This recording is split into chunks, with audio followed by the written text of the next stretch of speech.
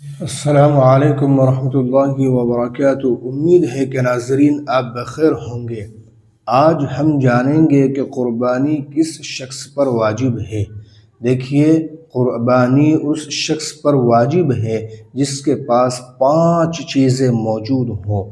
Number 1، سونا 7.5 تولہ سونا ہو، یا 52.5 تولہ چاندی ہو، یا نقد کیش ہو، یا مال تجارت ہو، یا ضرورت سے زائد چیز اس کے پاس موجود ہو۔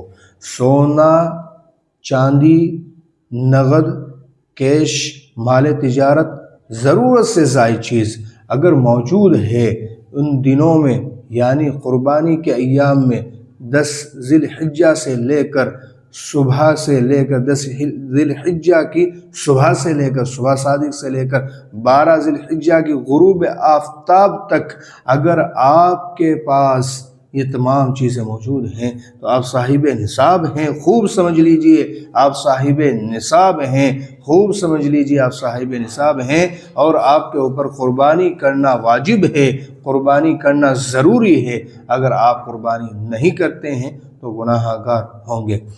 اب دیکھیے، اگر کسی کے پاس سونا ہے تو جب بھی قربانی واجب ہے، چاندی ہے تو تب بھی قربانی واجب ہے، نقد کیش موجود ہے 52.5 تولہ چاندی کے برابر تو جب بھی قربانی واجب ہے، یا ضرورت سے زائد چیز موجود ہے، یا مال تجارت موجود ہے۔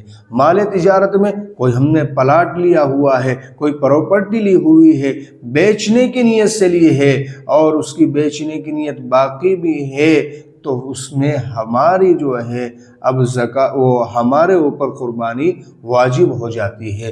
ضرورت سے زائد چیزیں کیا ہیں؟ ضرورت سے زائد چیزیں مثال کے طور پر آپ کے پاس ایک پلاٹ ہے، پڑا ہوا ہے، آپ کے پاس ایسے گھر میں سامان ہے، تانبے کے، پیتل کے سامان پڑے ہوئے ہیں جو ہر سال استعمال بھی نہیں ہوتے ہیں، تو یہ ضرورت سے زائد چیزیں ہیں، تو اب آپ کو چاہیے کہ ان کو بیچ کر آپ قربانی کریں، اللہ تعالیٰ کے نام پر خرچ کریں، اللہ کے نام پر خون بہائیں، کیونکہ اللہ نے فرمایا لَن يَنَالَ اللَّهَ لُحُومُهَا وَلَا دِمَاؤُهَا وَلَكِنْ يَنَالُهُ التَّقْوَىٰ، کہ اللہ تعالیٰ کو تمہارے خون کی ضرورت نہیں ہے، نہ اللہ کو تمہارے گوشت کی ضرورت ہے، اللہ کو تو فقط تمہارا تقوی چاہیے۔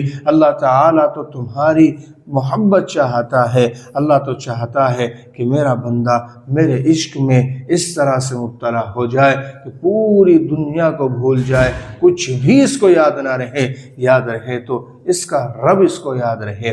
تو میرے دوستو، ایک بات اس میں خوب سمجھ لے کہ اپنے گھر کا راشن نکال کر 1 مہینے کا، یا آپ کے اوپر کوئی قرض ہے جو آپ کو ضروری دینا ہے، اس کو نکالنے کے بعد آپ کے پاس اگر اتنا پیسہ بچ جاتا ہے جو 52.5 تولہ چاندی کے بقدر ہو، ان کو سب کو ملا کر تو آپ کے اوپر قربانی واجب ہے، آپ کو چاہیے کہ قربانی کر لے۔